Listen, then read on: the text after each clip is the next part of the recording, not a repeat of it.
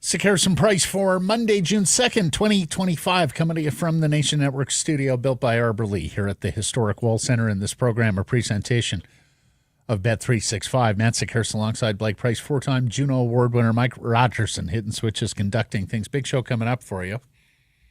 How was your weekend? I did a lot of work around the house and stuff, so yeah, not very weekendy. I'd like another couple days off, please. Yeah, it was that, but decent weather on Sunday made it a little bit more palatable. When you say work, you mean chores? Just chores? Yeah. No, like big reno or no? You're not chopping down trees, are you? No, trimming the trees. A lot of power blowing, power washing, stuff like that. Spring clean. Blake Price, pretty good gardener. You didn't know. Back in the day. There was a time when Blake was the steward of a pretty good-looking garden. Everyone on the North Shore was saying this. Oh, yeah. Garden insiders. Mm-hmm. Yeah. Lassie's gotten a little lazy with age. Yes. Let it go a little. Yeah. And Mike went to the island and got sick. Came home with a cold. Yeah, way to go, Mike. There we go. I made it to the Seas game yesterday. It was fantastic. Good. Started watching the Caps. Yeah, between Nick Taylor and the Caps, it was a tough weekend for historic Canadian moments. Both struggled to find their games. Mm-hmm. Poor Nick. Yeah. It's the Scheffler effect. He's the top of the leaderboard. You've got to press, right? Because you have to press. It's Scotty Scheffler. That was a great tournament, though. That played like a major. Fun. It was great. Yeah. Yeah, I enjoyed the U.S. Women's Open as well. I also enjoyed the Spanish Grand Prix, although Max Verstappen, very naughty boy. Anyways, we got the Stanley Cup Finals, the NBA Finals starting this week, and of course the Abbotsford Canucks continue to keep on keeping on here. More on them in a second. But we're asking on our Bogey Juice poll question, is the Abbotsford Canucks playoff run making you optimistic about the NHL club's future? You can vote yes, you can vote no. Do so at the Sick Harrison Price X and YouTube channels. Blake Price, what says you? I'll say yes. It's lowercase y, but if I'm forced to go on one side of the fence or the other, I'll say yes. I think, some of these deep draft picks, and Kudrasev and others, proving that they can play at the pro level, first of all, still so relatively young in their careers, I think, no, it's a huge boost. For others like Silovs, I think it's a little more obvious what he brings to the table. But, I don't think that there's there might be a Calder Cup parade. I don't think there's a parade going to be called just because of asset improvement. But is it happening? Yeah, I would say yes, it is happening. Do you have a Calder Cup parade? I think for a smaller market like in Abbotsford, I think you probably Or just could. a rally? Yeah, one of the two. Yeah. I would have loved to vote yes because, for several reasons. Number one, Patrick Johnson joined us last week. He was writing on this for the province. There is evidence that an AHL playoff run helps your NHL club. Tends to be a lag, tends to take a couple of years, tends to be more in terms of your bottom six forward group and your bottom or depth defensemen more so than star players. As we know, a lot of the true NHL superstars skip the AHL altogether. So those are good beacons. Those are good tidings. Really like this group. Led by Manny Malhotra, but also the players, Arty Silovs, and his role continues. More on him in a second. Linus Karlsson, Victor Mancini. We've talked about it.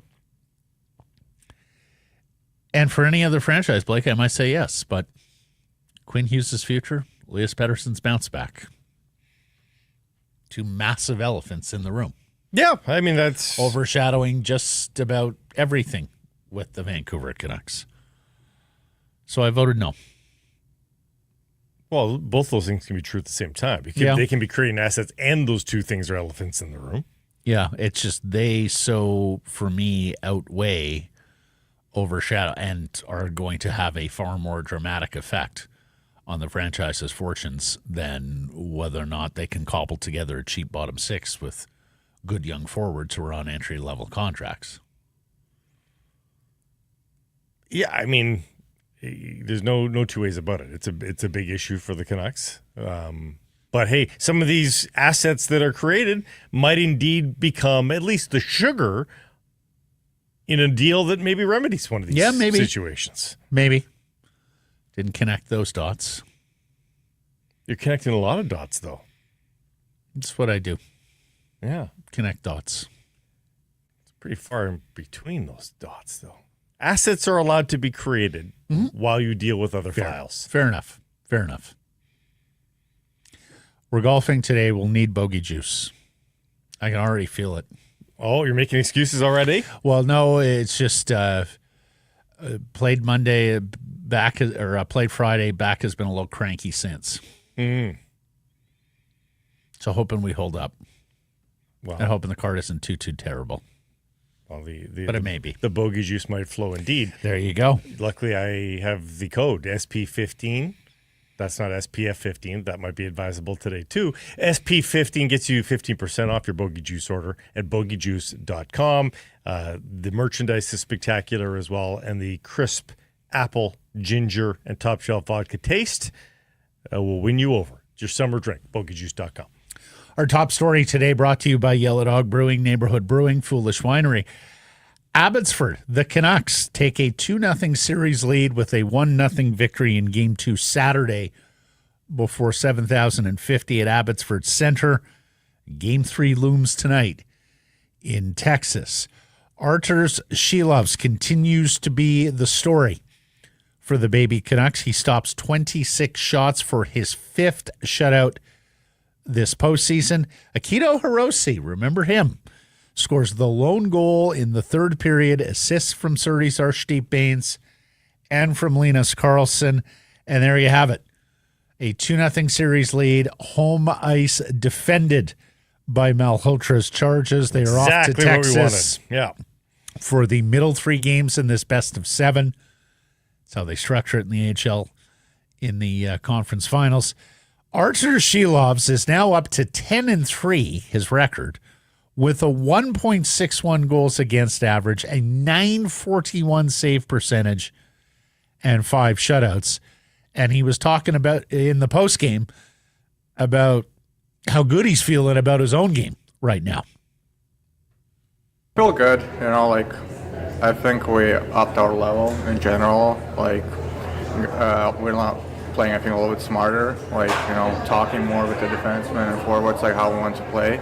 And I think we have pretty good structure, and I think just combining together, makes things easier. Yeah, a lot going right for this team right now, including a penalty kill that we'll get to here in a second. Aatu Räty returned to the lineup for the Abbotsford Canucks. He had missed 8 games with an undisclosed injury. Sadly, he left after 14 minutes into the first period after throwing a heavy hit on a forecheck, did not return to the action.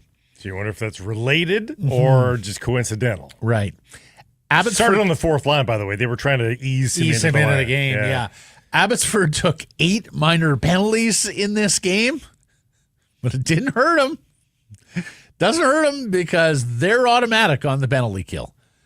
They have now killed off 39 of 40. Absurd. Opponent power plays in this postseason. Whoever's running the penalty kill in Abbotsford, and it could very well be Manny. All I know, he was a great penalty killer. Get them to an NHL bench forthwith. That is extraordinary. And in a 1-goal game where you only score 1 goal in the third period, I mean, things like that are meaningful and drivers of victory. Things are getting a little hot under the collar there in Texas. Head coach didn't love the officiating. And as JPAD noted last week, there were a couple of Stars defensemen who were playing for the big club who could very well have gotten assigned and played in this series prior to, if Dallas hadn't reached the Western Conference Final. NHL defenseman veteran Alex Petrovic has been sent down to the Texas Stars, will participate in this series. Yeah. Now that the proceedings have moved to the Lone Star State. Yeah, we saw that coming a mile away, and we also saw that they probably weren't going to bother flying him across the continent for one game. So he'll await, and he'll certainly help them when he drops back into the lineup. But as we talked about with that sweep, you take one of three. You got 3 kicks at the can, not to win the series, but to set yourself up for a win of the series on home ice where you've been so good this season. Now, they've been good on the road, too. They've had one of the better road records in all of the American Hockey League. So stealing one, I mean, can you get greedy and ask for them to seal it on the road? I don't think anybody cares if they win the conference on the road. But that's certainly a possibility, too. I mean, all you need is 2 of 3. But when you get 1 of 3, and then you get 2 kicks at the can at home to seal out the series. So that was it was immense. They clung by the edge of their fingers to get those 2 wins, but they did it. And now they are very squarely in the driver's seat. And really, the sooner the better for them, because the East is going to be wrapped up with as well. Yeah. It's 3-0 over there, and it's a dominant 3-0 too. I think they're being outscored 13-5, Laval is, so 13-4 or something like that. So it's going to be quick over there. You better be quick too, otherwise you get a really rested team over there. The Charlotte Checkers, the farm club of the Carolina Hurricanes, with 5-1, 5-1, and 5-2 victories over the Laval Rocket, the Montreal Canadiens farm club. In this series, you have Game 3 going tonight in Texas. Game 4 goes Wednesday. Game 5, if necessary, goes Friday. And then we're back here next Sunday, Monday, if necessary, for Games 6 and 7 at Abbotsford Center. It would be a 6 p.m. start on Sunday, a 7 p.m. start on Monday. Tonight's game, at least I think I have that correct. Oh, let me double check on that. I might be reading. What are you talking about? Game 3 time is 5 p.m. No, it's 5 p.m. No, 5 p.m. tonight. Yeah. But Game 6 and 7 in Abbotsford. Disregard, I'm going to have to check that for you. Puck drop times here in Abbotsford, if required. And Manny was saying in the postgame, look, okay, took care of our business here on home ice. Now it's time to go out and do some spade work on the road. Obviously, it's a huge benefit to the group to be able to take care of home ice advantage. Having done that, it sets us up really well. But I'll continue to say, playoff hockey, you learn from the game you play. You turn the page the next day, and then you have to reestablish everything the next game. So we're proud of the guys for what they did here at home. But now it's going to be a whole new beast going there. 6 and 7 for Games 6 and 7. Easy to remember. 6 Yes. o'clock for 6, 7 o'clock for 7. 7 o'clock, yeah. Just double checking that. I thought I got tripped up by time zones there. The lack of momentum is a oft-debated thing in the playoffs, but the more I have been on this planet, the more I actually believe that old adage that every game is an individual silo. Yeah. I mean, because there's so much adjustment, right? When you're facing the same team each and every night, you can adjust how you play. You can have a new game plan. Now you can revert pretty quickly, right? Goaltender gives up a bad goal, and you've had tough goaltending. Yeah, does a team sag after that? Certainly. not this goaltender. Not this goaltender. Not this goaltender. Big game Arty continues here. If he gets a shutout in Game 3, it will be virtually every other game he plays is a shutout. Because that would be 6 and 13. 14. Yeah. Yeah, you're pretty hard to beat when the goaltender is Blanks pitching you shutouts every game. 2.5 games. Yeah. I mean, like your chances. Yeah. So we'll see if they can keep it up. Programming note, Jeff Patterson, Dave Hall, Rink-wide Vancouver continues here as it has after every Abbotsford Canucks playoff game. So make sure to join Jeff and Dave following the proceedings tonight. Should be about 7:30-ish, barring any kind of overtime or unexpected delay.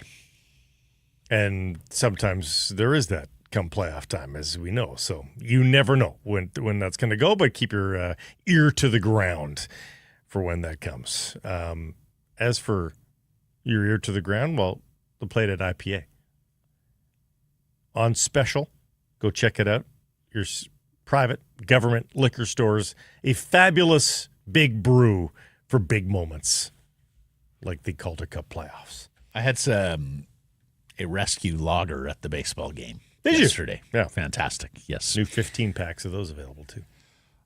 David Pagnotta, the fourth period, is reporting, and we heard this from Frank Saravelli last week. Darren Dreger mentioned this to us several weeks back. The Canucks are going to entertain trade calls on Elias Pettersson between now and July 1st when his no-move clause kicks in. He adds that the price remains high, and he wonders whether the Buffalo Sabres circle back. Now, a little history here, but yes, we had heard that one of the teams with interest in Elias Pettersson when the Canucks were entertaining calls on him earlier last season was the Buffalo Sabres. Now, the Buffalo Sabres basically were a paralyzed organization this year.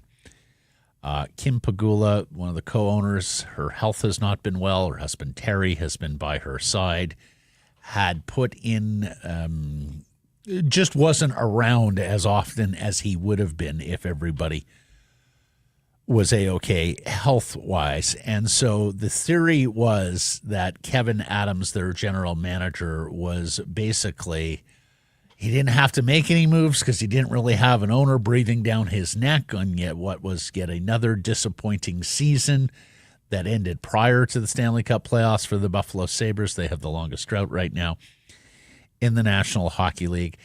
And that there was a little bit of a fear of making a deal, fear of making the wrong move.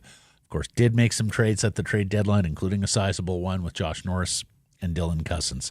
But the names available in Buffalo include Cranbrooks, Bowen Byram, former Vancouver Giant. We had talked about him all season.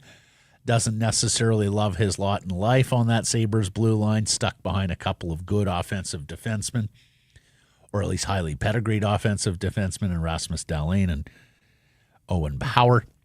He's a restricted free agent. He has arb rights. He's going to be a very difficult re-sign for Buffalo, so Byram is squarely on the block. Apparently, according to Pagnotta, Owen Power, J.J. Peterka, Alex Tuck, they all had action around them at the trade deadline as well. And, of course, Dylan Cousins did because he was off to the Senators in that big move.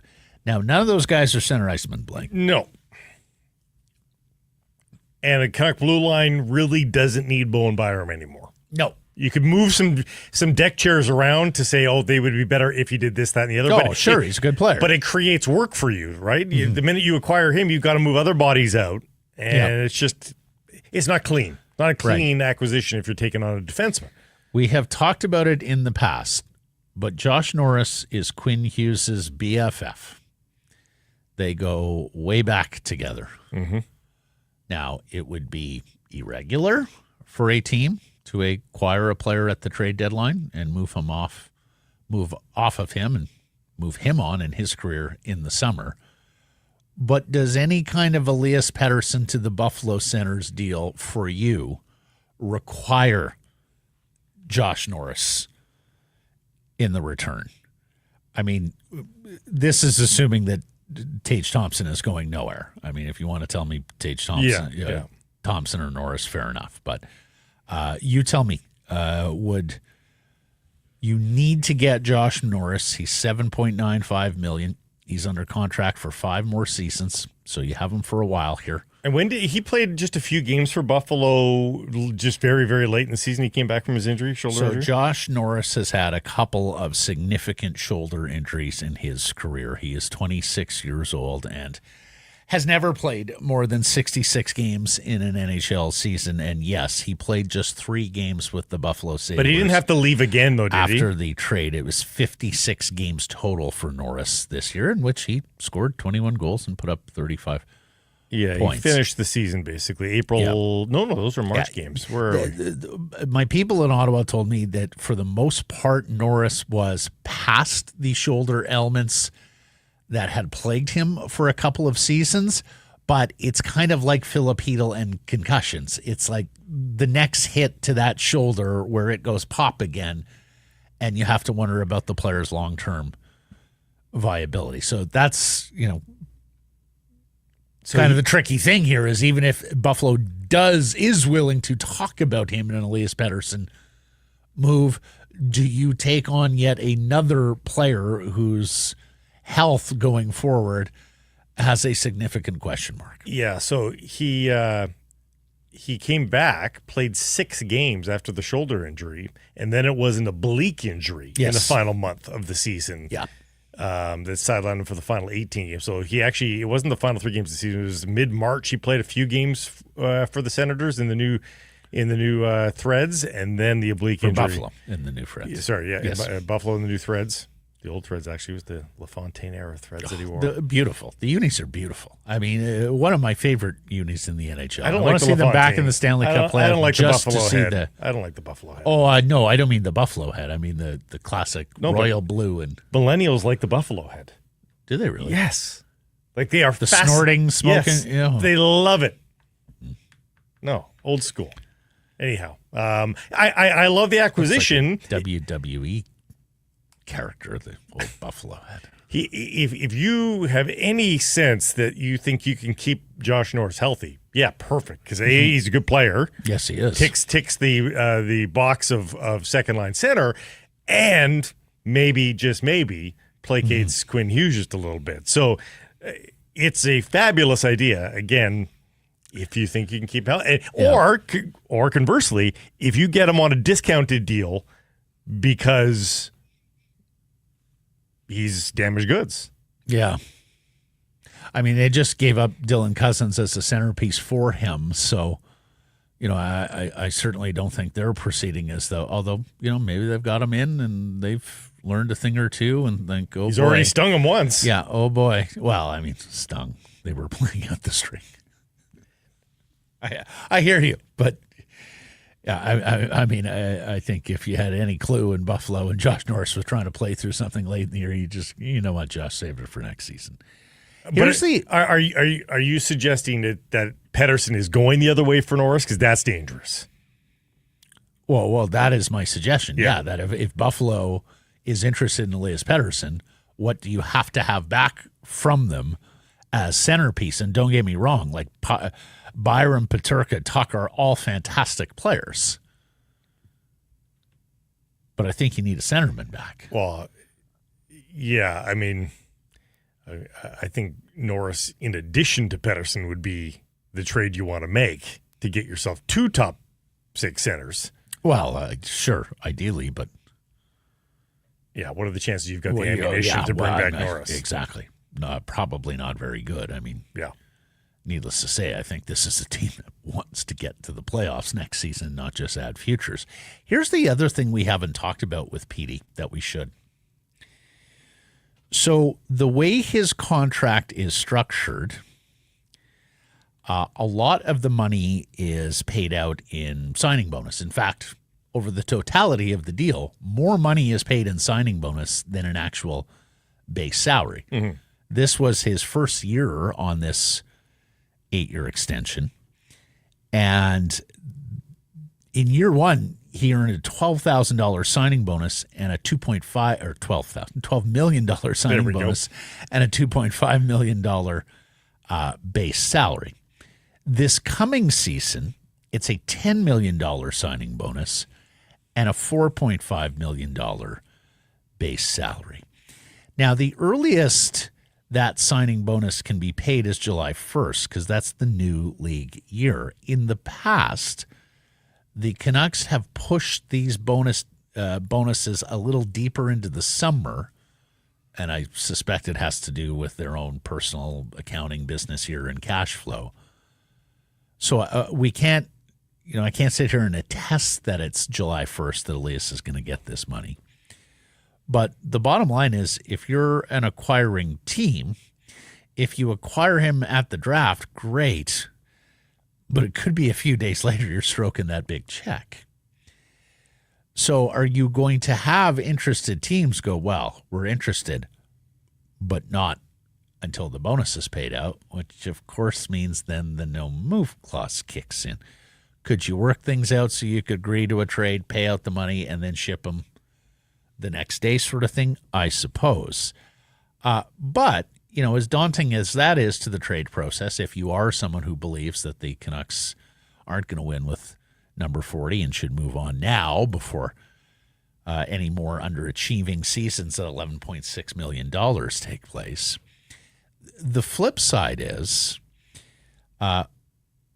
if you do in fact pay this signing bonus, and you have paid $22 million in signing bonus and $24+ million of the salary.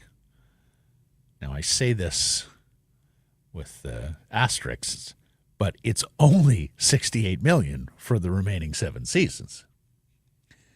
Teams that are looking at cash in hand, cash flow, cash dispensed might look at it a little differently, that, okay, it's $11.6 million cap. But the no move is in. But we're actually paying less than $10 million per year in actual money out the door.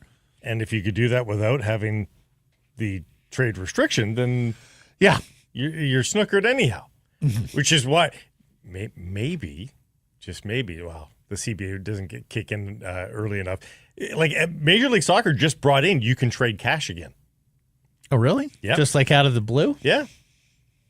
And, what you wonder if that's back in the CBA, because it lubricates the wheels of negotiation a lot more if you're able to trade cash. Of course, the new CBA would not take effect until not next season, but the year after in the NHL.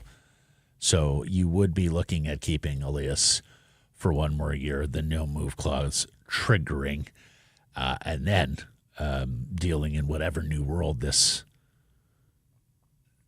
new NHLPA CBA allows you to do. So again, just putting that out there. Yeah. I'm just, it's a difficult trade to begin with. It is a particularly difficult trade if you're dealing with a team that isn't exactly flush and would be daunted by a $10 million signing bonus at some point on July 1st or shortly thereafter, although I think some of the Canucks bonuses have even been paid out in September. So we'll see if that changes things. We have a Selke Trophy winner, Alexander Barkoff of the Florida Panthers. Of course, there was a day when we talked about Elias Pettersson as a potential Selke winner going forward, and I think that day could still be there. He's a very good defensive player. Do think he has to be more of a primary penalty killer if he's going to win this award at some point. As David Quadrelli of Canucks Army and Canucks Conversation notes, 2 years ago, Elias finished 7th in the Selke Trophy voting. Last year, he did get some votes, finished 26th. This year, only one Canucks forward made it onto the Selke ballot, and that was Pius Suter. Daniel Wagner admitting that was me. He gave him the single 5th place votes that he received. Yeah, it's a fall from grace for Petey in every way, shape, and form. And, that's the most concerning thing, is that he wasn't able to channel and become just like an iron lock on. Well, it's not that he was poor defensively this year. It's just that if you're not scoring, you're probably not going to catch the attention of Selke Trophy voters. Yes and no. I mean, guys like Adam Lowry and Jordan Stahl are near the top of the voters. But that's their brand. Yeah. Yeah. Elias's brand. When the bottom drops out. Right. Yeah. Like, people are more inclined to put Elias in a Sasha Barkoff category than they are in Adam Lowry. And if it's going to be your specialty. Despite the fact this past year, of course, it would have been completely unwarranted. If it's going to be your specialty, too, people do like it when you're also a little bit physical in your defensiveness as well. And guys like Lowry and Stahl can do that, and Pettersson does not. We've talked a lot about Minnesota Wild centerman Marco Rossi, some new reporting there from the Athletics' Mike Russo, who says the Wild made a short-term offer last week. They did offer 5x5 during the course of the winter, and that offer was turned down. As we know, Rossi is seeking something closer to a 7x7, 7x7 and change deal. Which is being laughed at league-wide for the most part. I don't get why it's being laughed at. Neither do I. Yeah. Russo reports that even while negotiations are going, quote, nowhere, they are supposed to speak again this week.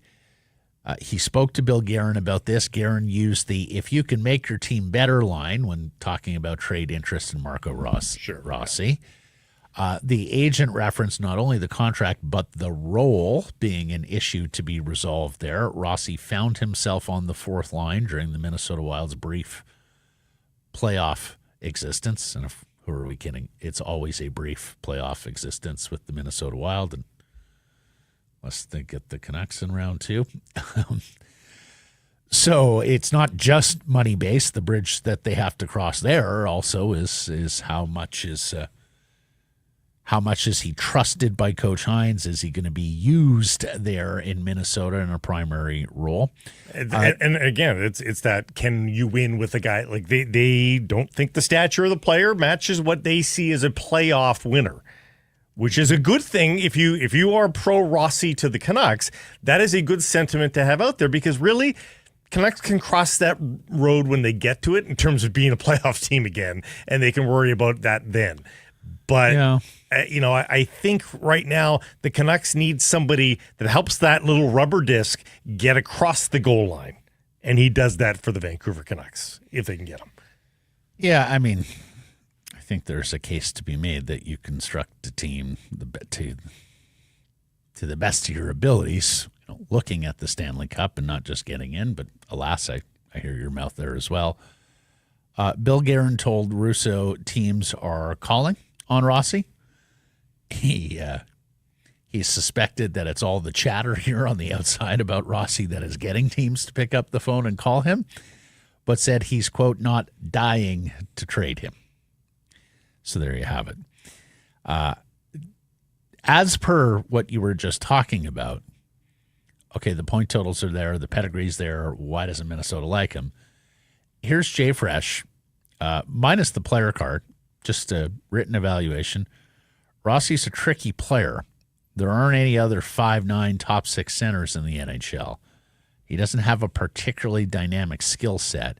He's a facilitator who should play with the talented winger, which is an awkward fit for most teams. Yeah, that's the other thing. This is a player that's reliant a little bit, right?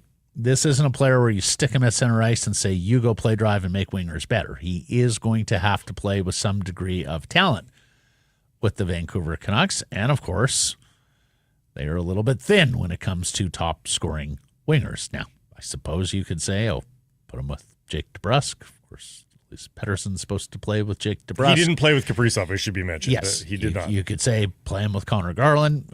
Okay, then you got a couple of 5'9" guys who do play bigger. But still, you don't put them together. On the wing, is it a Kiefer Sherwood fit? Is that enough offensive acumen and pedigree to put beside a guy who... Is it Hedl on the wing? Yep, maybe it is. Ratu is your third line center, Hedl on the wing with Rossi. Then you get some size on that line too. Yep. So anyways, another calculation for the Vancouver Canucks and any other interested party when it comes to Marco Rossi. Did see Anthony DeMarco out of Philadelphia amended his reporting a little bit. Remember last week we were saying, wait a second, a late first-round pick? That's no, he talked about how that would be a piece of the package in the Philadelphia sense. But it's still the crown jewel of the package, it sounded like. Well, I mean, Forster, if you're going down the Forster, but apparently Philadelphia doesn't want to trade Tyson Forster to Minnesota. But we should also be very clear. There's still been no actual attachment of the Vancouver Canucks to Marco Rossi. This is also fair. Key bit of information there.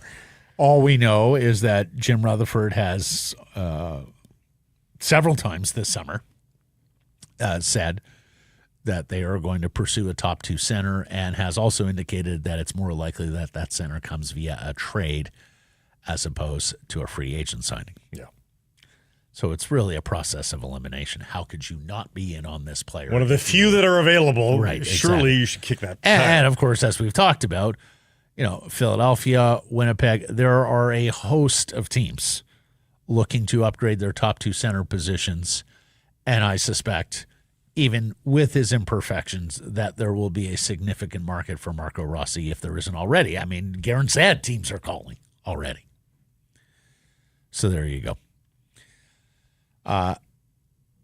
As for the draft, or at least previous drafts, the Canucks this weekend relinquished their rights to a couple of Swedish prospects that they took in the 2021 draft. Lucas Forsell was a winger taken in the 7th round in 2021. He had been playing at Färjestad, the Swedish club, but not really putting up a whole lot of points, even when you account for the fact that SHL points tend not to mirror NHL points, not as robust. Even with that, Forsell was not putting up a ton of points. And then defenseman Hugo Gabrielsson, who was a 6th-round pick that year, a defenseman who had been in the Swedish 2nd division for most of his professional career. So the Canucks walk away from those two players, meaning they are down to just 2 from the 2021 draft. That is, of course, Danila Klimovich, Abbotsford Canucks winger, the 2nd-round pick that year, the top pick, because Vancouver did not have a first-round selection, traded it to the Arizona Coyotes as part of the Oliver Ekman-Larsson, Connor Garland deal. So they have Danila Klimovich from that draft. They also have goaltender Aku Koskenvuo, who we know just finished up at Harvard University, has been signed and is with the Abbotsford Canucks, but of course in a depth capacity behind Arty Silovs and Nikita Tolopilo. And Yuri Patera and others. Yes, Koskenvuo was a 5th-round pick in the 2021 draft. Yeah, I mean, you this far out, 4 years later, you're probably not going to have all your guys. No, you're certainly not. It's just you hope to get at least one player out of every draft, and you're down to 2 shots here. That was a draft that the minute it was complete, the hour that it was complete was like, boy, these are they'll a be lot lucky of long to shots. get a player. Yeah. Koskenvuo did pretty well this year at Harvard. It must be said. So I think there's still room there. He's a 6'4" goalie. 22 years old, will play most of next year at 22. So there's a chance there. And, of course, Klimovich took another step forward this year. I mean, you were talking about someone who was just about as raw as you're going to find that high up a draft. If you don't know the Danila Klimovich story, there weren't a lot of NHL teams even familiar with the player. Until they got to the under-18s and he started scoring all these goals for Belarus, and you looked at him and went, wow, he's a 6'2", 200-pound guy with athletic tools there, right shot as well. So he scored 25 goals for the Abbotsford Canucks this season, and that was definitely a step forward after a poor season in 23-24. He had shown some signs in 22-23. Now, he hasn't been able to get into every playoff lineup. He has just the 1 goal in 7 postseason games thus far. But because he's still so young, he doesn't turn 23 until January of next season. While you're getting closer to decision day on Danila Klimovich, it is still possible that you're looking at an NHL player there at some point. Yeah. I think he's got 1 more year to show something, and then they'll make a decision on him.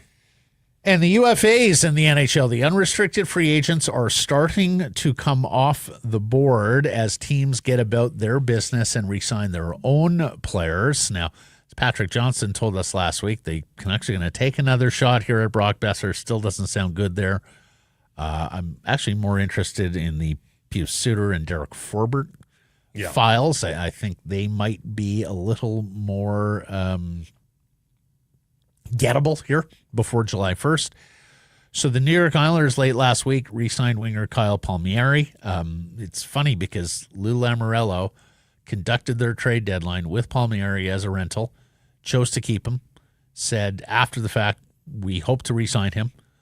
They moved on from Lou Lamoriello. they hired Mathieu Darche from the Tampa system, and then he did what Lou would have done, which was interesting. It was only a 2-year deal, so it's. But it's a pretty fair deal. What did he get? 4.5. Yeah, and yeah. Guy still scores. Yeah, guy still scores some goals, and now. I would be interested. Is that a sign that Darche and the Islanders are thinking that they can turn it around and make the playoffs next year? Or is there still going to be some tough work to come there in terms of having to recast, retool, even rebuild the roster? There are some salary situations there and cap situations that might make things a little tricky for a first-time GM this summer. We'll see where that goes. I think he's regarded Waldo Palmieri in the room, so he could just be there to guide the kids, could too. Be that as well. Yeah.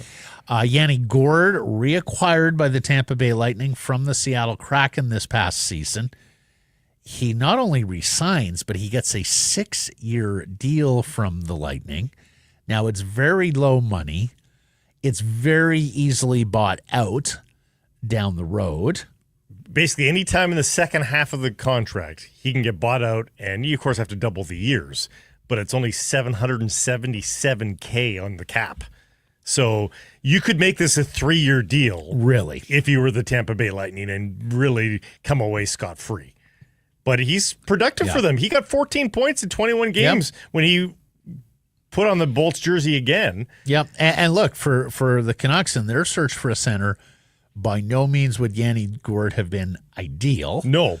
They were looking, they'd be looking for younger. They'd be looking for higher end. But he'd be Pew Sutery. He'd be Pew Sutery. But, if you can't obtain that player in trade and you're out on the free agent market, plan B or plan C, however you want to dub it, that Blake and I have talked about, is you flood the position with candidates and you hope the cream rises to the top. And, of course, it's center iceman. So if somebody isn't working out at mid-ice, or if you have better options down the middle, it is easy to kick one of those players over the wing, and then you have some depth at center ice, and you get guys their ice time one way or the other. So Gourd resigns in Tampa Bay. Minnesota today resigning Marcus Johansson. Which is also a very cheap deal. Sweetheart deal, actually. Under $1 million.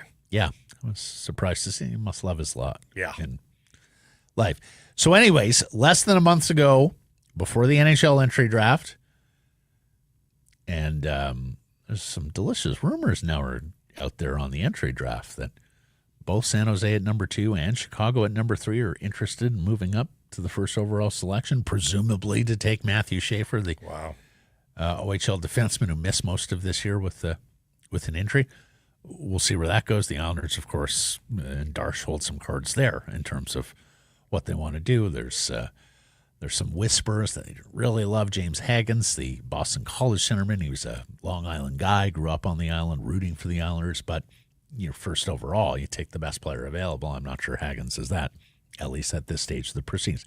Anyways, less than a month from the entry draft, less than a month from NHL free agency, less than a month to Elias Pettersson's no-move clause kicking in.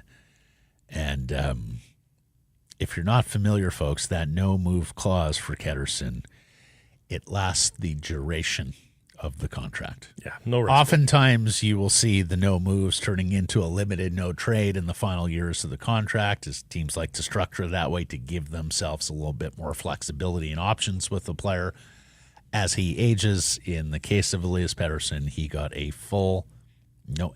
I mean, unless there's reporting that I'm missing here, but cap wages lists it as a no move clause for the entirety of the deal starting this coming season and lasting 7 more years.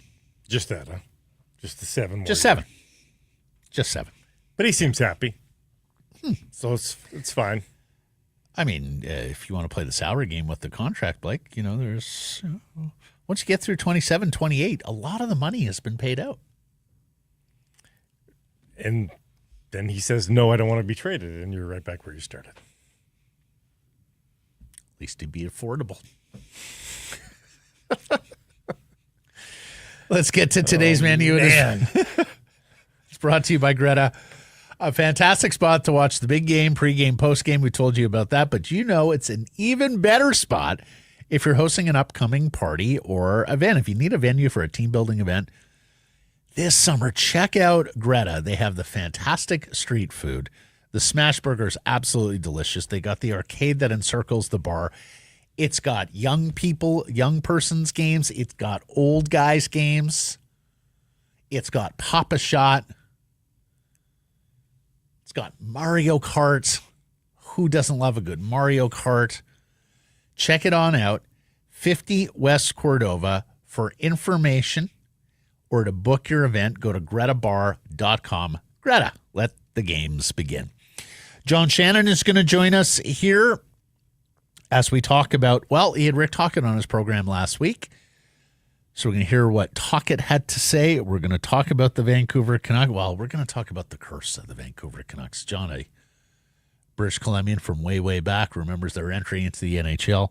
So we're going to talk about that a little bit, also about Canadian markets in the Stanley Cup playoffs and in the Stanley Cup final with the Oilers and the Panthers getting set to rematch their 7-gamer from last year. I am looking forward as a neutral to the Stanley Cup final this year. Last year I was a little like, okay, Florida's back again. And, there's still, I guess, somewhat of a hangover from the Canucks losing the Oilers in the second round. But, this year, watching the Stanley Cup playoffs, the one thing I'm pretty sure about, Blake, these are the two best teams. Like, I wondered if Dallas could rise up. I really like that Stars team. The second straight year that I've really liked that Stars team. But they disappointed. But very much disappointed. So I have to conclude that Edmonton is the best team in the West, even if I didn't feel that way going into these playoffs with everything that was swirling the Oilers franchise. And then from the standpoint of Florida, I picked them out of the East. I was pretty sure they were the best team in the East. And they have given me no reason to doubt that. So, I look, oftentimes in the Stanley Cup playoffs, you don't get the two best teams at the end. I think, without question, you have the two best teams in hockey playing for the Stanley Cup. And if you're an Oilers fan, are you actually net better? Yes, they lost time, but they got back Ekholm. And if anything, they need help keeping pucks out rather than putting them in. So I'd say they're probably even better than they were at the outset of the playoffs. Well, and the other thing, and we're going to get into this, and particularly with Frank Corrado, because he's fantastic on the X's and O's, but also a former defenseman. Dallas's deadline work on the blue line, Blake. Cody Ceci, Ilya Lyubushkin, and who was the third defenseman they had? Previously, Dumba. Edmonton goes out and gets Jake Wallman and John Klingberg. One of those things is not like the other. Wallman, Klingberg, puck movers, right? Mm-hmm. More inclined offensively, more inclined as puck carriers, as transporters. Whereas Dallas went out and added more of the rough and tumble, bigger playoff style defenseman. Is that still the playoff style defenseman? Yeah, I mean, again, you want the unicorn. Everybody loves the redwood. Everybody loves the redwood who can move and handle the puck. But as we know, that's a limited number of guys who are that. If you can't find that, are you better off getting the puck mover on the blue line than you are the big, rangy, stout defensive defenseman? Because if Edmonton breaks through this year with this defense group, Blake, as opposed to what we've seen Edmonton try in the past and what other teams to get this level, you do wonder whether that will be a trend going forward. That, no, we don't just want the size on defense. We do actually want guys who are comfortable with the puck on their stick, both as puck carriers and as passers. Shall see. I think when we debrief formulas of that Team X used to win the Stanley Cup, I think we can throw that discussion out if the Oilers win the Stanley Cup, because I think having two of the top 5 players on the planet on your team is the formula for any success that they have. So you're not going to scratch deeper than that. Arbitrary defensemen, sketchy goaltending. Sketchy goaltending. It is.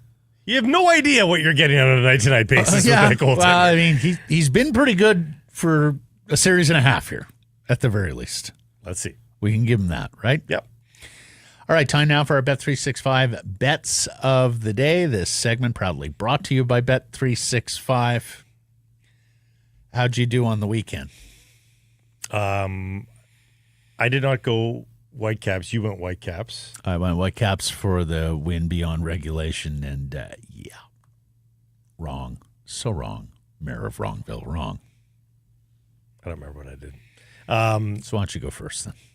And I'm going to give this one now because if Bet365 changes it, I'm going to regret it. Mm-hmm. Coming off, he didn't close great, Nick Taylor, but he's the logo at the Canadian Open. Yes, he is. He's the freaking logo. He is now the logo. They have changed the logo to put Taylor, his celebration of the 80-foot putt in the playoff hole to win a couple of years back. So why is he the third highest ranked Canadian in terms of the odds? Jump all over this. Mm-hmm. Connors is plus 1,700 to win. Pendrith is plus 2,200.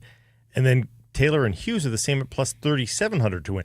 I don't know if he's going to win, but I can get the top five at plus 650, which is, again, double what I'm getting for Corey Connors. So, yes, Nick Taylor, top five at the Canadian Open, plus 650.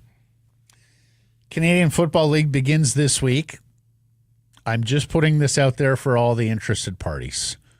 The BC Lions are the fifth choice to lift the Grey Cup in 2025 at plus 650. The Argos are the favorite at plus 250. Saskatchewan at plus 500. A lot of people like Saskatchewan this year.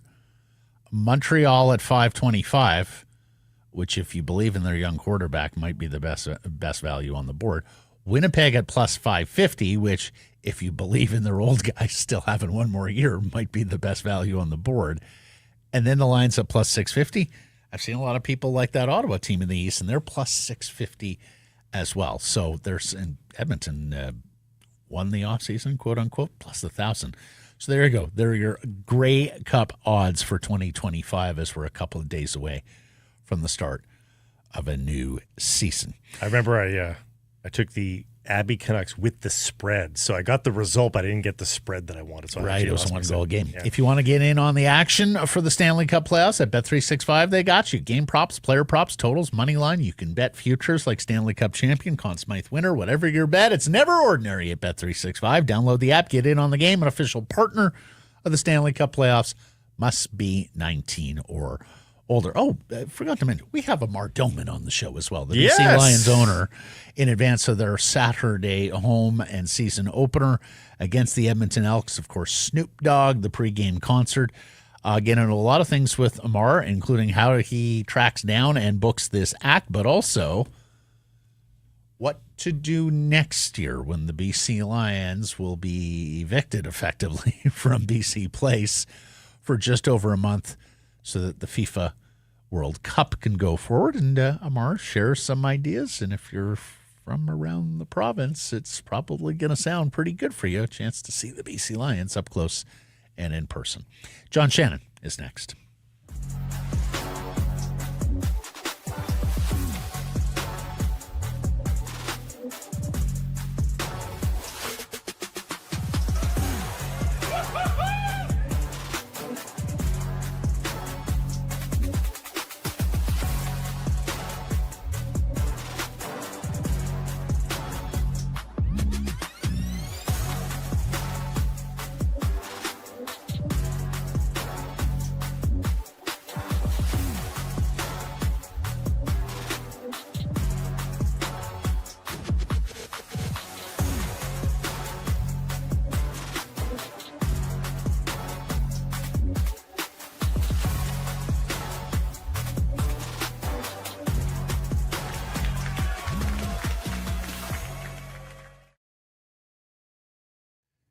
So Harrison Price from the Historic Wall Center. This next segment brought to you by the Arnold Palmer Design Whistler Golf Club, now open for the 2025 season, accepting bookings online for any time for this year. Get them locked in and get on up there and experience the Bears. Very active active this year on the golf course. If you have a group of 12 or more, you can play midweek. Ask about the Carson Price midweek special Tuesday, Wednesday, Thursday.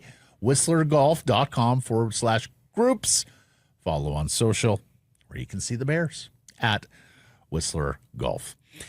As we welcome in the former executive producer of Hockey Night in Canada, his show 100% Hockey with Darren Millard, the most famous man from Oliver, British Columbia, John Shannon. How are you? Wasn't that Blake holding the pin there?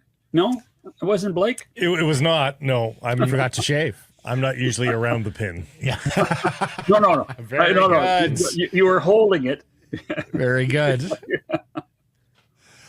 You had Rick Tocchet on your show, John, and he seems to have been made aware, and he seems sensitive to the word quit here in Vancouver. Tell us the story. Yeah, so 100% Hockey, which is available in the same platforms that you guys are available for, other than YouTube.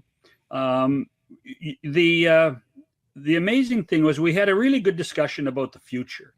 And then at the end of the conversation, my pal Millard said, really happy for you in Philadelphia. And I said, you may be happy for him in Philadelphia, but there's a lot of people not happy in Vancouver. At which point, Rick jumped in and said, John, you got to tell your friends and the people in Vancouver that I am not a quitter. It's in the last 7 or 8 minutes of the podcast, but he specifically mentioned that he's not a quitter, that he loved his time in Vancouver. And it was a set of circumstances that saw him leave. But he was very, very pointed to tell people that he was not leaving under any pretense that he was unhappy with in Vancouver. Whether you believe that or not, I was shocked that he, without being prompted, said, I am not a quitter. There aren't many head coaches that willingly, there's a lot of coaches that are fired after 2.5 years. We tried to come up with a list just off the top of our heads of coaches that have just walked away from head coaching jobs after just 2 seasons. And it's a pretty short list with a lot of extenuating circumstances, personal leaves and all that sort of stuff, but not really just cuz, which is sort of what Rick Tocchet did. I mean, that's pretty unique circumstances for him to leave. He may not like the word quit, but I don't know what word is appropriate for these circumstances because it doesn't happen often. I don't know what other word is possible, really, particularly when you think about the passion in Vancouver, the love of the team. Yeah. And I think until the moment we heard the results of the decision that he was not going to accept the offer, I think most people felt pretty good about Rick Tocchet and thought Tocchet was the right guy in a right place. So to me, without passing judgment, because when you're doing an interview like that, it's difficult to do it, and they're doing it really trying to be nice to you to sit down and talk with you for 45 minutes. But for him to say, I am not a quitter, really jumped out at me. Did you get a sense, John, did he reveal what was the major issue with coming back to Vancouver? No, that's the easy thing. When you signed a new contract, it's easy to move on. And we didn't, I don't recall that we specifically said, why did you leave? But he just said it was time to move on to something that he wanted. And I suggested that he had to go on and leave because he was happy. He needed to be happy. And he didn't disagree with that. Which underlines the kind of year the Canucks just had on and off the ice, isn't it? Because they are top of the world a year from now, or a year ago from now. Right, just 12 months ago, they're on top of the world. They lost in the second round. They felt like they won the cup in a lot of ways. And in 12 months, John, he needs to find a happier spot, and it certainly felt like that. Yeah, no, Blake, you're bang on. I think that I think the frustration of the season wore on everybody in the organization. You know that. And Rick was not alone. He did have nice things to say about Adam Foote. He thought Adam was going to do a good job because he's such a great communicator. So there are some, maybe there is a silver lining that they have a coach that A, wants to be in Vancouver, and B, can work his miracles with the defense. Hopefully they can find some coaches that can manage the forwards in this scenario and see this team start to score goals again. John, you're a native British Columbian. You have followed this team for the entirety of its NHL existence. October 9th, 1970, boys. That's right. From the draft wheel that got them Dale Talon instead of Gilbert Perreault to everything that happened this past year. Don Taylor calls it impending doom. John, do you believe the Vancouver Canucks are cursed? Can you assure our audience and Canucks fans that brighter days are ahead here, or are they forever cursed and destined to be undone? This might be the town that grips the stick too hard and wants it too bad. Listen, I have enjoyed as a fan and as a broadcaster and as a professional in the hockey TV industry, I have enjoyed the highs of the Vancouver Canucks as much as anyone, and can regale you in the first time they made the playoffs in 1975, and never forget a 5-game series against the Montreal Canadiens. So the answer is there can be good days ahead. Mm-hmm. It's different in 2025 than it was in 75, than it was in 82, than it was in 94.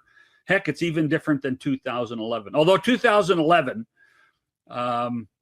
you could see the with the roots of social media and all the passion that came out in the streets, you could see that this fan base is one of the greatest in the history of the National Hockey League, and with that comes peril. And hopefully with that at some point comes pride, but it all takes patience. Whose curse is worse, Vancouver's or Toronto's? Because Toronto's is actually longer in terms of Stanley Cup droughts, just by virtue of their existence. And the Canucks have gotten far closer. They've been to the Cup final 3 times in the 50-odd years. The Leafs have not. So the two biggest English-speaking populations have equal curses? Whose is worse? I think Toronto's worse. I think Toronto's worse because I don't see the length of despair of playoff utility in Vancouver that I've seen here and witnessed here. Canucks have had some charges. They've had some goes. Well, and they have, for the most part, and I don't have my calendar here of every year, but for the last 30 years they have made the playoffs more than the Maple Leafs had. Remember from 2004, the Maple Leafs didn't make the playoffs for 12 years. The angst that is a Maple Leaf fan, to me, is I don't think there's anything in hockey comparable to it. And I think the only two teams that come out and you talk about and put in the same sentence are the Cubs and the Red Sox. Those are the only two teams of that vintage. Maybe the Cleveland Indians, boys. Yeah. But certainly not hockey. Yeah, I was going to say, and in the case of Boston and Chicago, their curses are done. Well, which is why people should always have hope. Mm-hmm. Which is why, it's funny because the Canucks fan will argue that no, we're harder done by than the Leafs fan. And really, the Leafs fan should just say the Harold Ballard era and drop the mic because you were missing playoffs when 16 of 21 got in. Or you were making the playoffs with 63 points and getting eliminated in the first round, so. Right. Which brings me to the bigger question. I think you alluded to it. Do you believe there is undue pressure and that it's a competitive hurdle in an NHL market, with the Oilers potentially on the verge, right, of ending the 32-year Canadian Cup drought? But do you believe there is added pressure, the added noise becomes a competitive hurdle, actually something that Canadian clubs have to get over that American clubs or smaller market, less hockey loving markets don't have? I would be shocked. I really would. I think that players that eventually migrate to Canadian teams do it because they love it. Do it because they want to play here. They want to play in the spotlight. They want the greatness of the situation. I think that there's a whole horde of players that have said, can you imagine if we win in Toronto, if we win in Vancouver, that we will live for the, what's the famous Fred Shiro line, right? Win today and walk together forever. I think that's what, if that's pressure, then, there's pressure. But I think that when you look at what guys like Connor McDavid or Leon Draisaitl or Mark Scheifele and Kyle Connor in Winnipeg and Cole Caulfield in Montreal, I think they relish the playing in these cities. They relish the adoration, and I don't know if that's pressure or not. But it's funny, and we've seen this more on the coaching and managerial side, and we see it at Vancouver. Bruce Boudreau wanted to come home to Canada because he wanted to be the number one sport in town, not the number 5 sport. Didn't want to be an afterthought like he was in Washington and to a lesser extent in Minnesota, and certainly an afterthought in Anaheim. Jim Rutherford came home to prove that he could do this in Canada, not in Carolina or Pittsburgh. People come home because of the greatness of the game here, and because this will, make their legacy even that much greater by winning in Canada. Cliff Fletcher, I know it's ancient history now, but Cliff Fletcher moved from Calgary to Toronto because he knew that if he could turn the Toronto Maple Leafs around, he would be a saint in Toronto forever. And look how close his teams came, and they didn't even get to the Stanley Cup final, and people are still talking about the Doug Gilmour Toronto Maple Leafs. That's what it's all about. We're going to talk CBA in a second here, and it's not going to be in this CBA agreement, that's for damn sure. But could you make the argument that the league is less than because they don't have a juggernaut Canadian franchise that, especially well, they might. Well, we'll see. But a juggernaut big market even, like, should there be a luxury tax where if the Rangers, Leafs, and even to a lesser degree a Vancouver Canucks, who are amongst the probable earners on any given year, yep. Should they be allowed to pay a luxury tax that gets distributed to the other member clubs to go above the cap to a certain degree? They make the more money than everybody else. Why shouldn't they be able to spend it?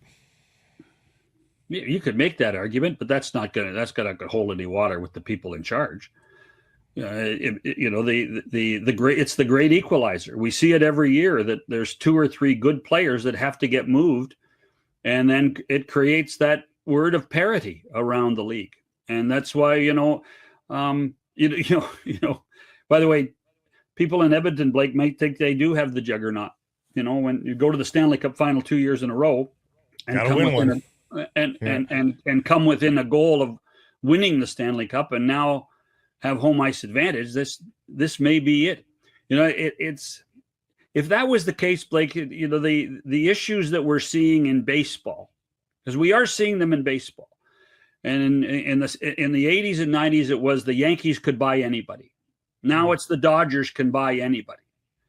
Do we want that in hockey, or do we want all 32 teams? Now, they don't have a cap in baseball, but they do have revenue sharing, and we have a cap in hockey, and we also have revenue sharing.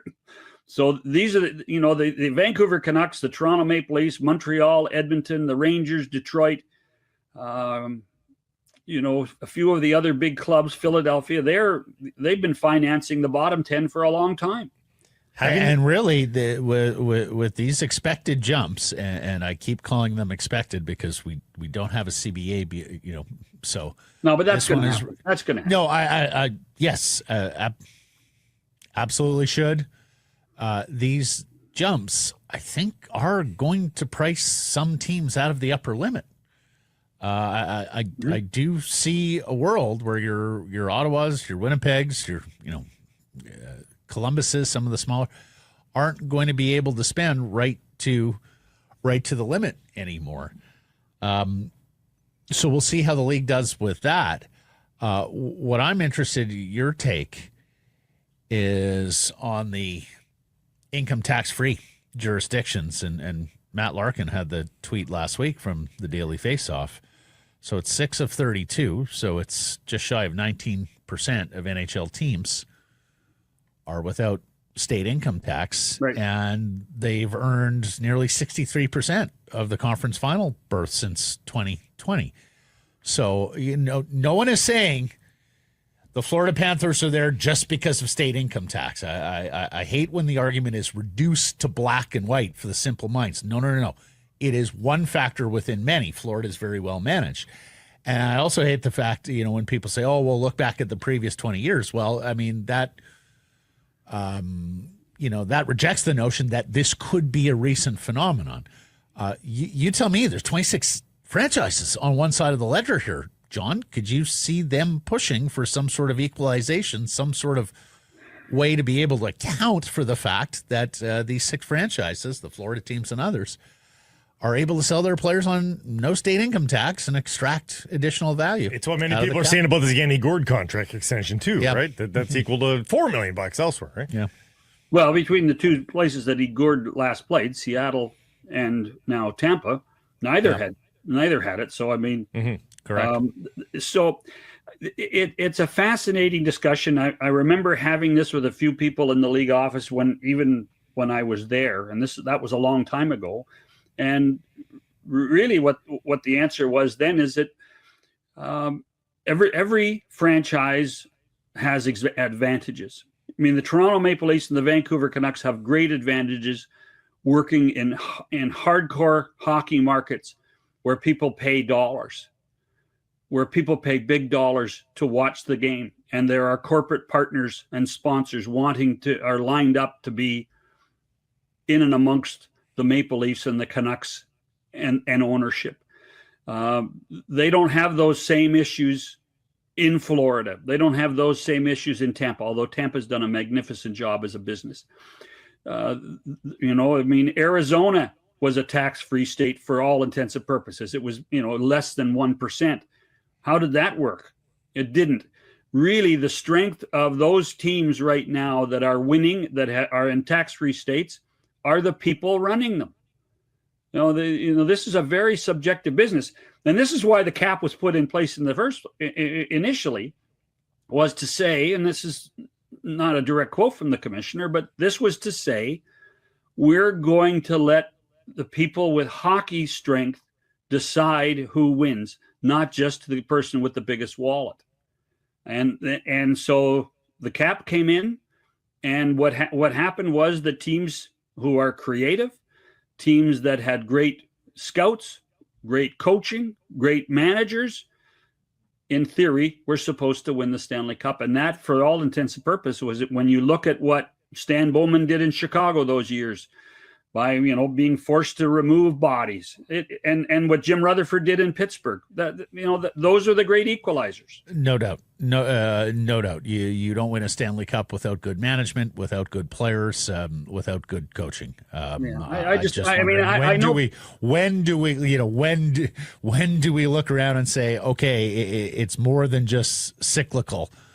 It's something that's deeper, that's more rooted, and that we're going to have to address, because, of course, if you don't address it between now and the next CBA, John, then it becomes more difficult, and it's going to continue for the duration of the next CBA. Speaking of, there was some hope it might be done by the Commissioner's State of the League address Wednesday at the Stanley Cup final, but I guess no hope. Well, I don't know. No hope on that. Unless they have it really well guarded as a secret here. They have. We're going to go into the summer. Both sides have been very, very secretive about this, and both sides have been, been talking a lot. I mean, we had Marty Walsh on our show last week, and he was very optimistic that things were going to get done. Gary was on the show a month ago, and he was optimistic things were going to get done. There doesn't appear to be many obstacles. The one thing you do wonder that is going to jump out is how are they going to manage the long-term injury stuff when it comes to players that live on LTIR until the playoffs. Is it the Kucherov rule or the Evander Kane rule? How do you do that? Do you put LTIR into the playoffs somehow? What equation would you do? Right now, it's not in that equation because, in theory, you don't pay the players in the playoffs. So what happens to that? I actually think that's a bigger issue for the whole league than I do think the state tax issue. But the players are on that side of it too. Like both sides seem to want it. The team wants it for the competitive advantage, and like Evander Kane signed up for that, right? He would have made a stink. They're on that side as well. Who's against it? The teams they feel that feel they lost out. Right. We didn't have a guy who was kind of nicked and old. But the Players Association in this one is,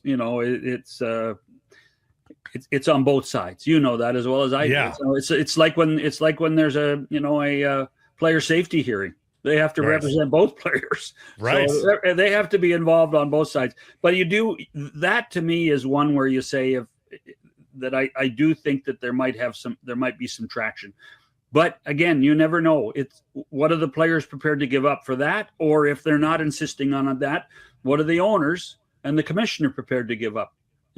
We're still in the middle of a negotiation when it comes to the CBA, and it is tit for tat so many times. So the conference finals wrapped up Thursday, John, and the Stanley Cup final starts Wednesday. Blake and I talk about this every year. We hear from our audience every year going, what do you mean they need that long between? From a television perspective, which of course you ran at one point, what's ideal here as a break between the end of the conference finals and the start of the Stanley Cup final? And is there a risk of waiting too long and just having people forget and go about their summer? There is a bit of a risk, but I will tell you that with this matchup, with these two teams, with the history of last year's 7-game series, I fully suspect once the people start to arrive in Edmonton and the Panthers arrive on Tuesday, I think the hype is going to be out of this world. And I think that, we get game 1 on Wednesday, game 2 on Friday. I think people will be slowly getting reinterested in the Stanley Cup final because it's going to be great hockey. It's got great names. And that's exactly what happened last year, Matt. It was a slow start to the ratings. And by the time Game 7 occurred, it was 7.6 million people in Canada. More people watched Game 7 than watched the Four Nations face-off that we're given credit for being a game changer. The 2-day breaks that are the between almost every game except for the first two. Yeah. Is that just because of the distance, or do you think if it was, two teams much closer in proximity, do you think it still would have been laid out as it is? I do. I do think that this is probably getting it back on schedule for ABC's primetime lineup. And that's not a negative. That's a reality. Yeah. So TNT's primetime lineup. TNT does that. ABC has the basketball. So you don't want to go head to head with the basketball. You want to have alternate night stuff. So that's in the essence when Steve Hatzopetrus from the league office is talking to both networks and talking to the people at the NBA. When are your dates? When are our dates? And nobody wants the competition. Hot take. TNT should bring in Charles Barkley on the I panel. wouldn't be surprised if he shows up in the Florida games. Yeah. I would not be surprised that if Charles is around for games 3 and 4 and game 6, if it gets that far. They should bring him in. They should make him involved with every game. The amount of time that he spends now on Inside the NBA, which of course is no more after the it is, but it's different. It's moving. Yes, it's no more on TNT. The amount of time he spends talking about hockey. I was watching hockey last night, looking forward to this. He, of course, is an avowed now fan of the Canadian teams. And there's Shaq Hyman too. So and needless to say, he's a fantastic promoter. And well, in fact, the other night, I think it was Game 4. He actually on the Inside the NBA, he gave the panel a quiz about logos. And Draymond Green was on the panel that night too, and it was about 4.5 minutes of showing 5 or 6 NHL logos. No kidding. And it ended with the mammoth, because that was the whole thing, right? Yeah. Sure, and it was, and I actually sent it to a couple guys at the league office saying, this was the best thing that I've seen in a long time, because it's not for the hardcore. It's for the people who aren't hockey fans. And maybe they'll come over for a period and take a peek. Because once you take a peek at our game, you get hooked. Yeah, and Ernie Johnson now throws to Charles for all the promos for the NHL. It's like it's the damnedest since he's been branded as the hockey guy he loves the Oilers on the basketball. He does. Loves the Oilers. He does. Yep. Marvelous stuff, John. Thanks for the time here this week. We will catch up next week. Hit him straight, boys. Sekerson Price from the historic Well Center. Do you know how much better life is in the HOV lane? Do you whole lot better. Longingly look at the people scooting on past you? Be one of those people.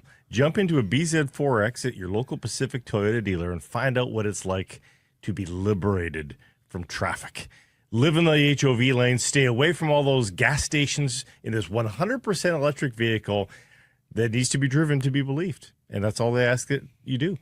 Go pay a visit to a Pacific Toyota dealer, take one for a test drive, and fall in love. Right now you can get the all-wheel drive, which is great for BC, the all-wheel drive LE edition with 0.99% APR financing over 36 months, up to $5,000 in incentives as well. Shop Toyota.ca. Big week here in Vancouver as the BC Lions start anew in 2025. Their home and season opener Saturday against the Edmonton Elks at BC Place. It's a 7 o'clock kickoff, but of course, you know now it's a springtime tradition. You've got to be in your seats a couple hours before that, because the big pregame concert with Snoop Dogg. There are still some tickets left as we welcome in the owner of the British Columbia Lions, our friend Mr. Amar Doman, to Sekerson Price. How are you? Hey, I'm well. Thanks for having me back. Yeah, you're welcome. How was your off season, Amar?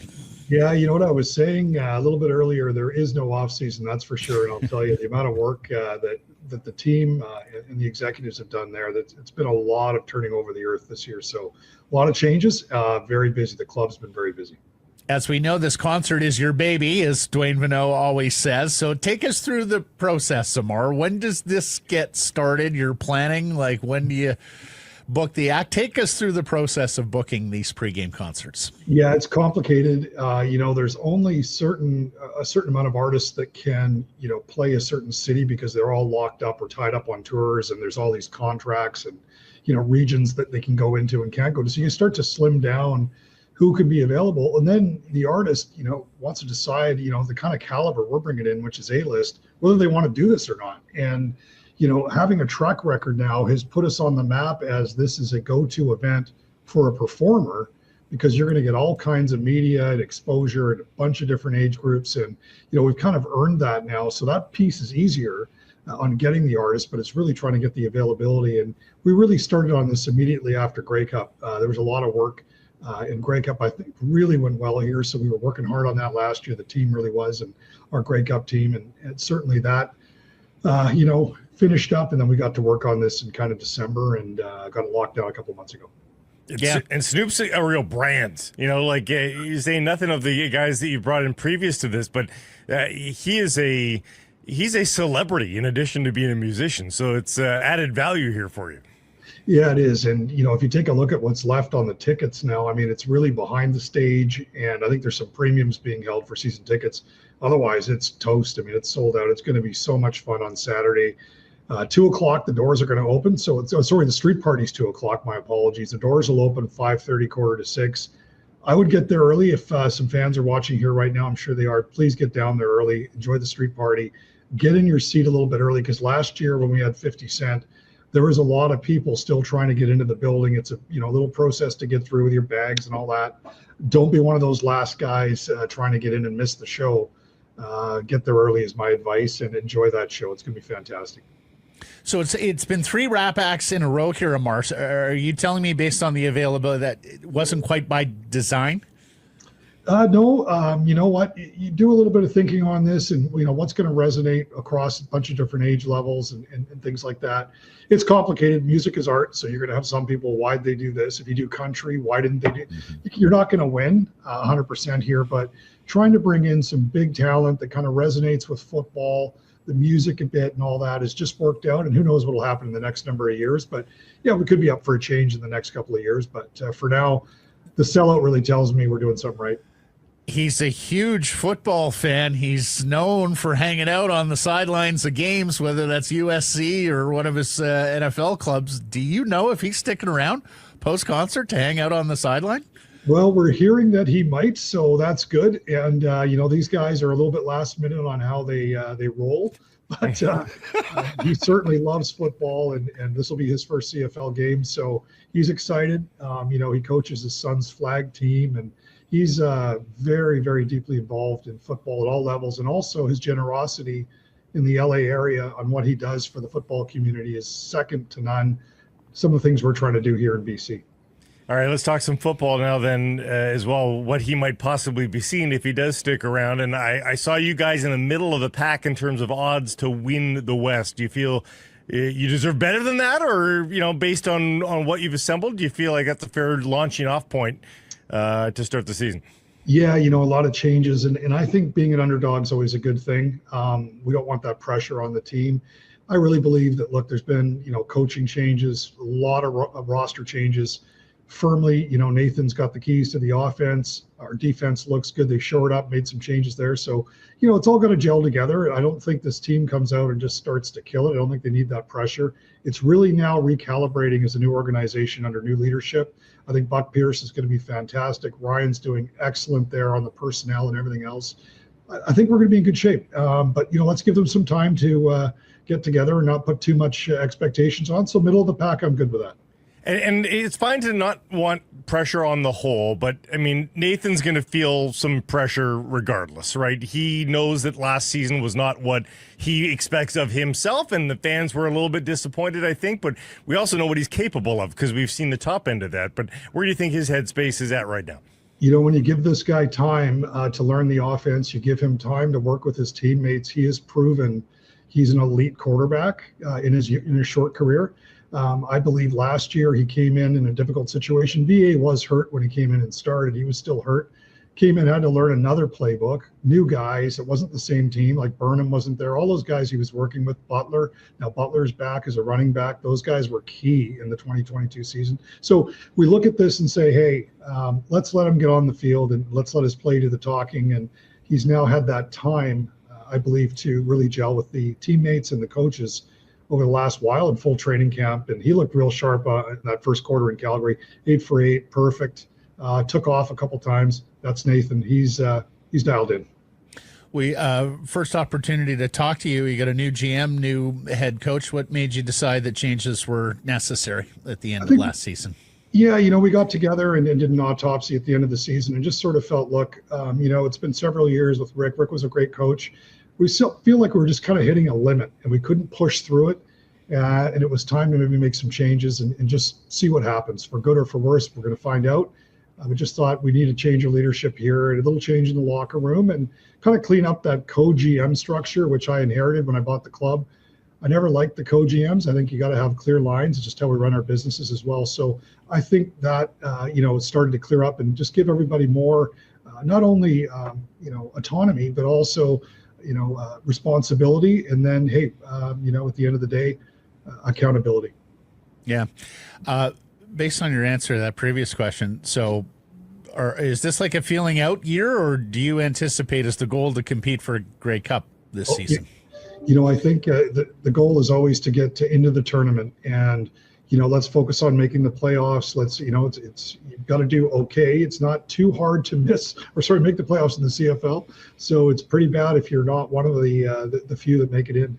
So I think number one goal is let's gel as an offense and a defense here and give it some time. We played Winnipeg twice in the first 3 weeks.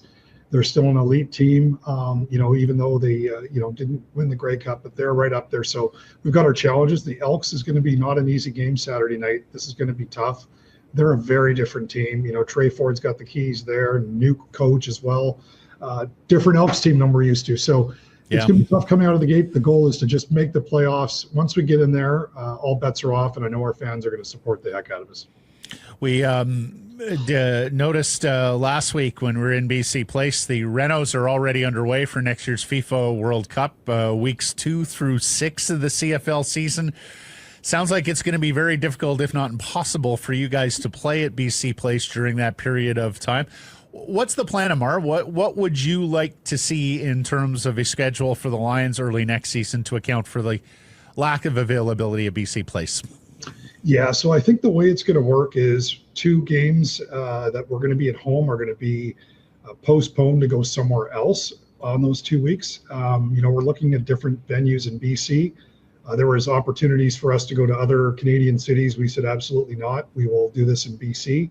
So we're looking around, and I think we're going to come up with something pretty special for those 2 games as FIFA takes over. And we are evicted out of there basically for a month or just over a month. Everybody is, and we're going to find a venue that's going to work, make sure it's got enough seating, and it's going to be a lot of fun. And we want to try and turn it into a little bit of a festival. And Dwayne has got some great ideas on what can happen. So we'll get through this season first and worry about next then. But I promise you, we'll do something very fun for the fans. And it's going to be right at home in BC somewhere. Is it your understanding that you will play any games on grass? You're not going to play on the pitch, and even in the opening week of the season, are you? Or you're out of there as soon as the grass goes in? I think we're out of there at the start of the season, but I have requested that the team would love to play on grass as long as we could, and if that's a game or 2, fantastic. I said I would help with costs because it's just so good for the players. It really is, and the odds of grass coming back in there again, who knows when that would be, if ever. So we would love to try to maximize that. I'm on it. Yeah. Very cool. Lastly, Amar, a new commissioner of the Canadian Football League, Stuart Johnson, the past president of TSN. How involved were you in the hiring process, and what do you anticipate? What do you expect? What are the priorities for this commissioner as you see them? Well, I'll tell you what, we're very lucky as the CFL to have someone of his caliber. His ethics, the way he works, his networking, who he knows, his experience, his age, it's perfect. Randy did a great job. It was time for a change. He had a long run, did a lot of great things. Stuart's going to get us to the next level now. And I was involved, just like every other governor, on the interview process. We interviewed several potential governors. And, commissioners, my apologies. Randy, again, was fantastic. But Stuart, he came out to our inaugural game in Victoria. He took a red eye back. He's starting off all in, coming around to meet everybody, see everybody, learn. He said, hey, there's no sacred cows here. I want to help the CFL. He's been a fan since he was a kid. One of his neighbors was an Ottawa Rough Rider as he grew up, I believe a kicker. Really deeply passionate about the league. And, of course, you have to have that to come into that seat. But he's got such a brain with media, as you guys know him well, in a way about him. He's a team builder, and I think he's going to do fantastic things for the brand of the CFL, and he's just open to all ideas, and we're very excited. And we've had a few meetings now, and I've got to tell you, it's been fantastic. So the CFL is on a nice trajectory back up in almost every market, if not all markets, and we're very excited about having Stuart here. Well, we're excited for Saturday and the big season and home opener at BC Place against the Elks. Snoop Dogg in performance prior to the game. Amar, thank you for this. Best of luck this year. Guys, thanks very much, and we'll chat soon. Go Lions. So here's some price from the historic Wall Center, where you turn game night into a game weekend. Book your stay here at the Wall. Enjoy an exclusive Sekerson price rate. Call 604-331-1000. Mention us. Some blackout date supply based on availability. Well, Whitecaps. They had a chance to lead the show. They sure did. if they win maybe one of the biggest trophies ever won in the city's history, Yeah. I mean, that would have been on the table for discussion. But they didn't come close. They got smoked 5-0 by Cruz Azul in Mexico City, ending their 15-game unbeaten streak. They did not record a shot on goal and surrendered 4 goals on 4 shots in the first half. That was about all she wrote right there and then. Yeah. Cruz Azul ties Club America with the record for the 7th CONCACAF title. And alas, 5-0 was the order of the weekend with the UEFA Champions League game going down with the same scoreline. Not much drama there either, as PSG destroyed Inter Milan and then partied through the streets of That's the good news, is there is a comparison to be made. This stuff does happen in international soccer. Inter Milan was good enough to get to UEFA final. Yeah. And they get and the funny thing is so Club America, who actually were better than Cruz Azul in the Clausura standings, the second half standings of Liga MX. They got beat by LAFC, whom the Whitecaps are better than in MLS play. I really do think it was that night. I think the Whitecaps were terrible. I think they were nervous as all get out. I think they were... they were taken by the moment. They were. We have not seen them play like that at all this season. Kubas has been extraordinary this season. The worst game of his career. And had an absolutely shocking evening. He's the guy that you were thought, well, there's no Ryan Gaul, but at least we have Kubas. No, exactly. That midfield, and I know they were missing Berhalter, but wow.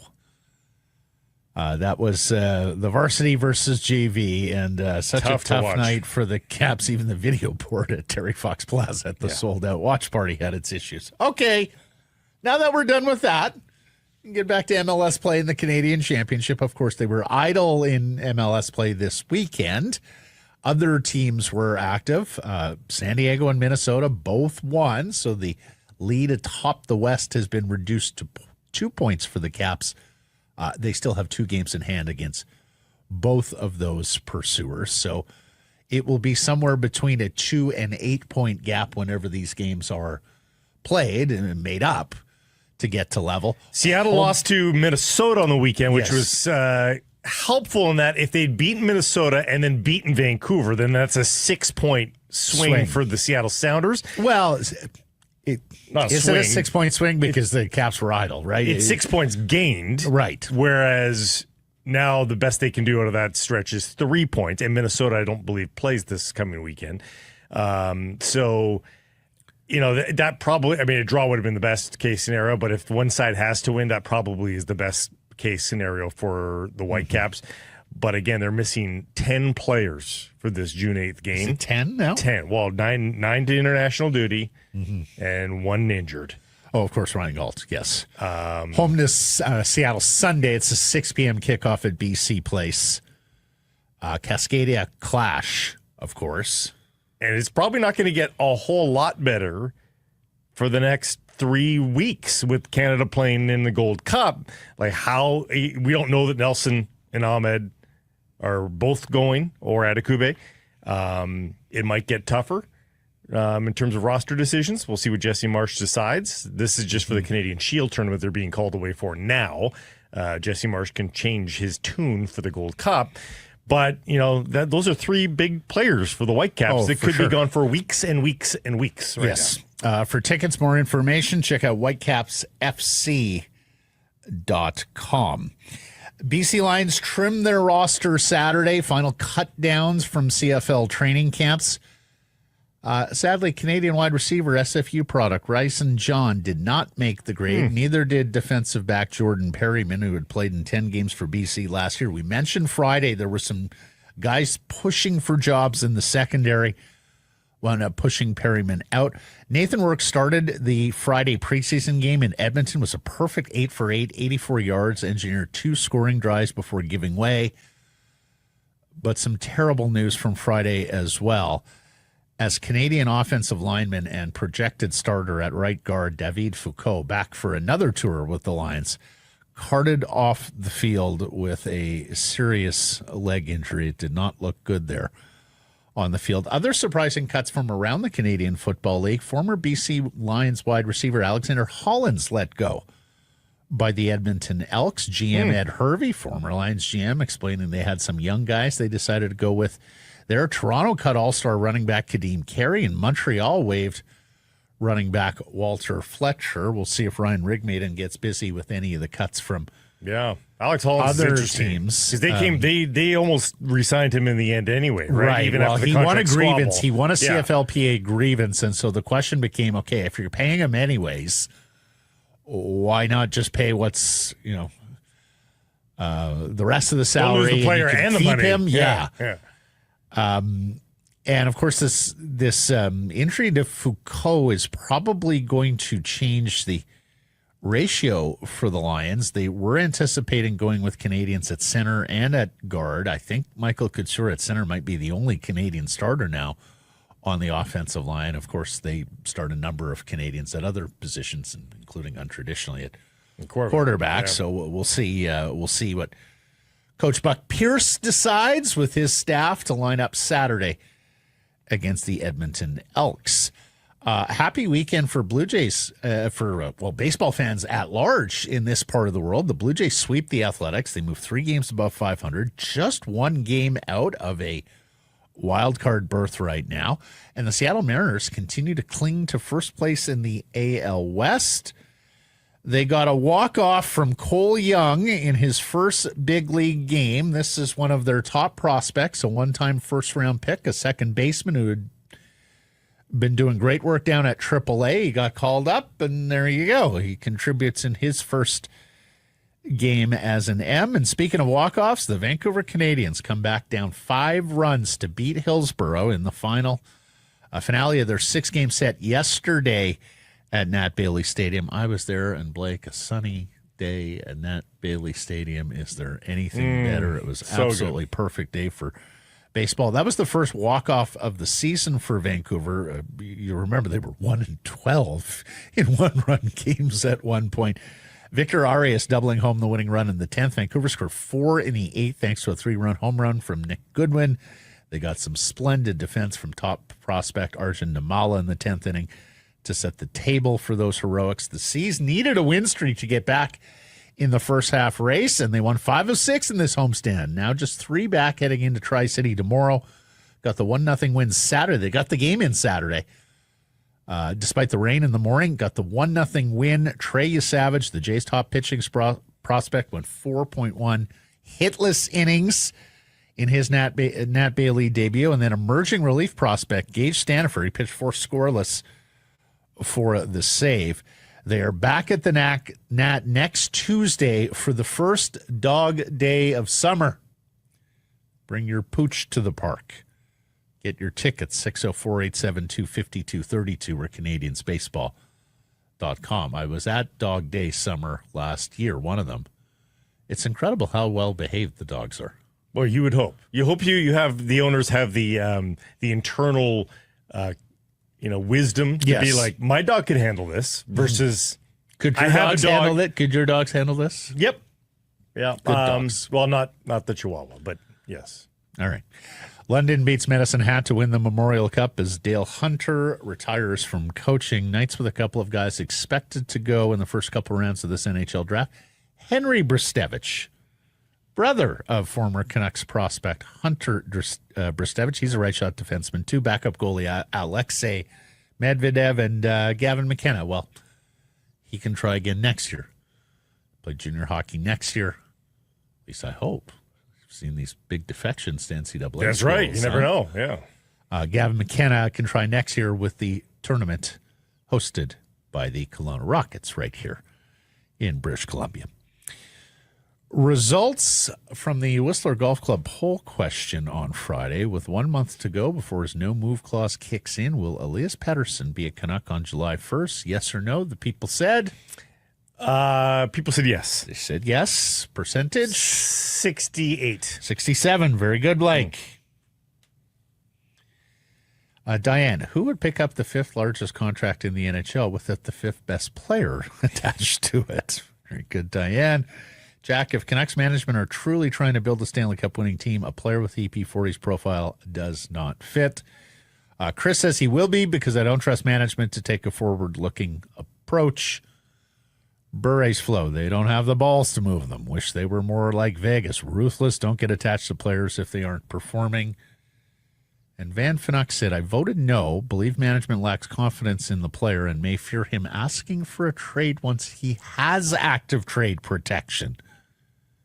Outside observation, EP40 isn't liking Vancouver anymore.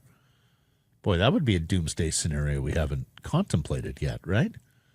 Get through July 1st, and Elias then requests a trade. Boy. And we talked about that, about how He would control the process. He controls the process. No, only this team, or maybe this team and this team. And then you are really screwed in terms of the price that you get back. Yep.